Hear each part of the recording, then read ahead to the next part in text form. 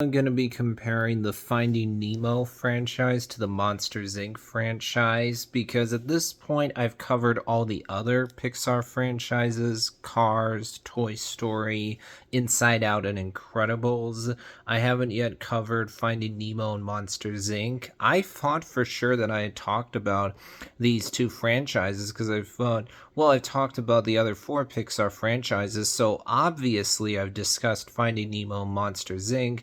But then I looked back for my videos and realized, oh, I actually had not talked about these franchises. So that's what I'm going to do in this video. I've seen all four of these movies, and also when it comes to Monsters Inc., I've seen 2 seasons of the TV show Monsters at Work on Disney Plus. When you look at highest score for each franchise, Finding Nemo has a 99%, while Monsters Inc. has a 96%.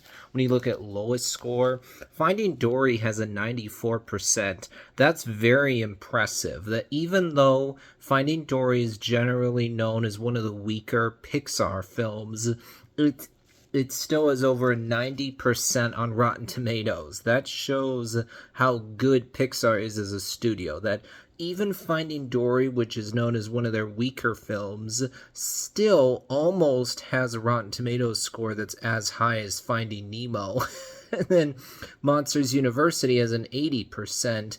That's impressive right there, and again shows how good Pixar is as a studio. Monsters University is known as one of their weaker films, and it's still certified fresh by 5%.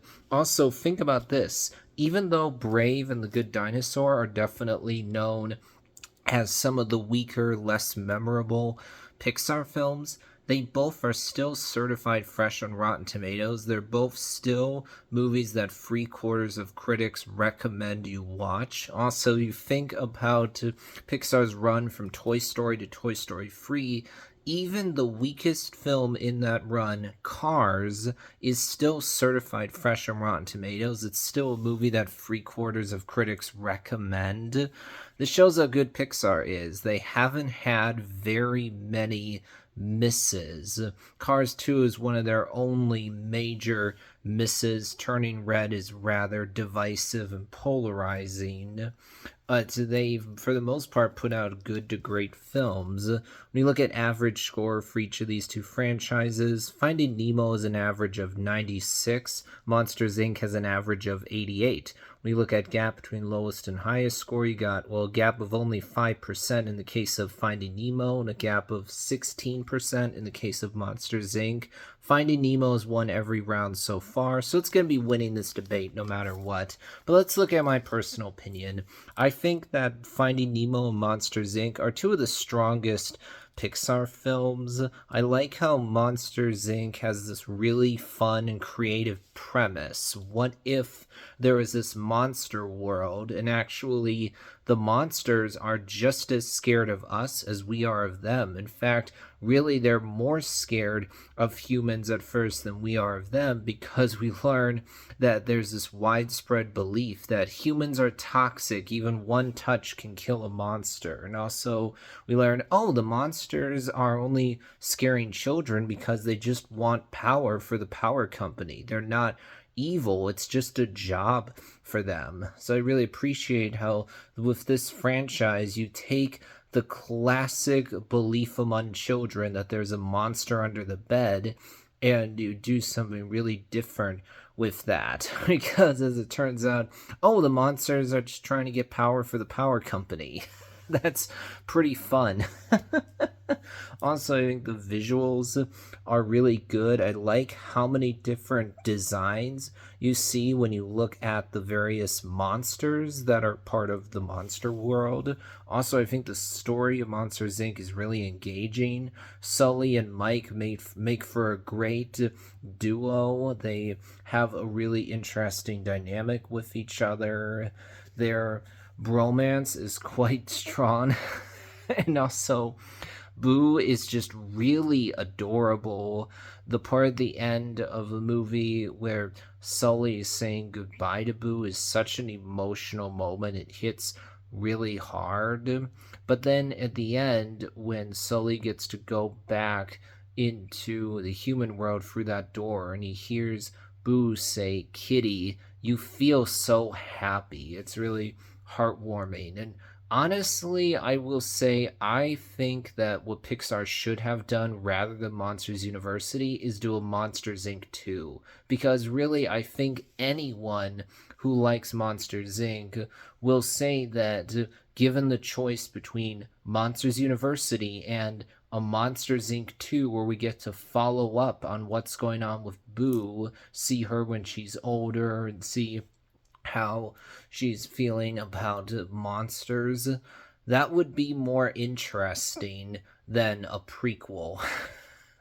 I think Finding Nemo is one of the most emotional Pixar films. I mean, the way it starts is pretty dark. It starts in a way that leaves you feeling very sad. Oh, poor Marlin. He lost all of his kids except one. He lost his wife. And thus, as a result of that, you totally get why Marlin's overprotective. You understand where the trauma is coming from, where the insecurity is coming from, why he would be scared.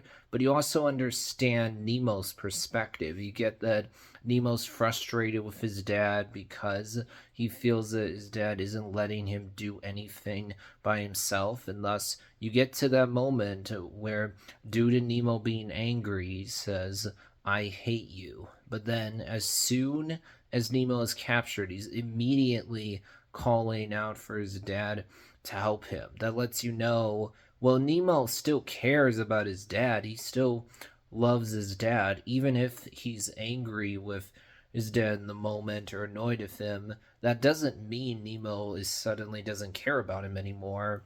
The visuals in Finding Nemo are really good. The voice acting is great across the board. The story here is really engaging. I like how Finding Nemo has good moments of humor that make you laugh, but it also has a strong emotional core to it as well, with the journey that Marlin is going on. And it's one that honestly resonates more with parents than it does for children, because the whole journey here is about Marlin learning to be a better parent, learning how to let go. That's something that a lot of parents can relate to, that struggle with watching your kids grow up, wanting to protect them, keep them safe, but also knowing that you can't shelter them too much. Otherwise, they're not going to grow as they should. I think that Finding Dory and Monsters University are both not as good as the previous film in these two franchises. When it comes to Finding Dory, I like the moments with Dory fleshing out her character more, showing you her childhood. Then the part where she reunites with her parents is incredibly powerful. I like the journey that we see Hank go on, where he starts off rather grouchy, tends to get annoyed at Dory, but then by the time the movie ends, you see he does care about Dory. He's softened up a bit, not changing 100%, but he definitely isn't quite as grouchy as he was before. We see that he has a heart of gold. Also, I think the visuals in Finding Dory are still quite good. The voice acting is still really good.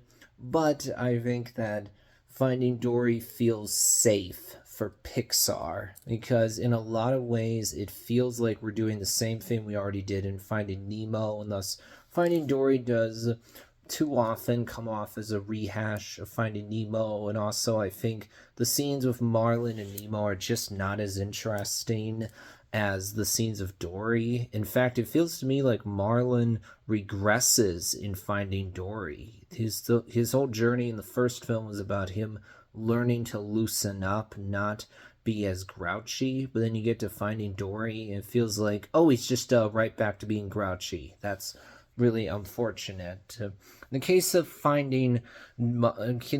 Monsters University, again, I think that this film feels safe for Pixar. They have put out a lot of great movies that do something really interesting, have both humor and emotion to them.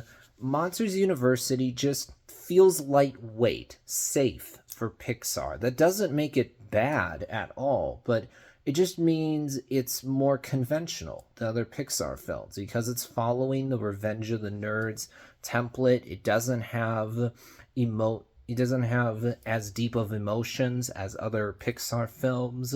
I mean, I like actually the lesson that is learned in Monsters University that even if you want something really bad, that doesn't automatically mean you're going to be able to do it. You sometimes are just not skilled at something and you aren't going to be able to change that even if you work hard at it or really want it. I think that's an important message that honestly people do need to hear. I like seeing Sully grow into a better monster over the runtime, where at first he's an arrogant jerk, but then we see him become more humble. We see how him and Mike became friends. That's nice to see, 100%. Though I think that when it comes to which franchise I prefer, it's a hard one to be honest, because I really enjoy Finding Nemo, Monsters Inc. Those are two of the strongest Pixar films. And then Finding Dory, Monsters University are not bad at all. They just feel safe, lightweight for Pixar. Finding Dory definitely has more emotion to it than Monsters University for sure. So it not quite as lightweight actually, I'll say that, but because it oftentimes comes off as a rehash of Finding Nemo, it does feel safe for Pixar. But I think that Finding Dory and Monsters University are films I have similar feelings about. They don't really have that Pixar magic to them. They're more safe while not being bad. Which franchise do I actually prefer?